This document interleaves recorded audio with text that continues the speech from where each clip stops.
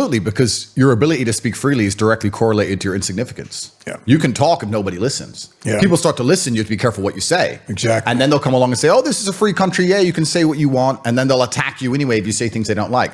The free speech psyop, well, it's very interesting what you said about lying in politics. I want to talk about that in a second. But the free speech psyop is interesting because America as a country is unified by two things. One is money, and two is this idea of freedom, which doesn't truly exist, I believe.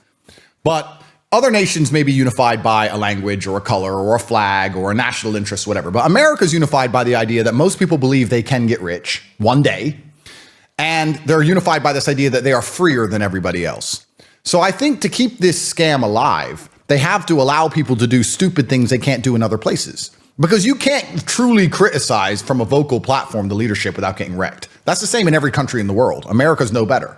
So to pretend they're better than a country like Saudi or Russia, they'll say, but you can change your name and put a wig on. So we're free. Yeah. So they'll allow you to do insignificant garbage, but they won't allow you to stand up and do anything that's important. And then they'll say, but we're free because look at this garbage you can do that nobody wants to do anyway, unless they're psyoped into it. It's really interesting what you said about politics and liars. That's the ultimate slave mind when you say people go, it's politics. They've got us to a point now where we think it's perfectly acceptable and perfectly normal for the people that we hire to represent us to just lie the entire time. Exactly. And I mean, that's fraud, isn't it? I don't know. You're representing my constituency and you vote against our interests every single time. 100% fraud. 100%.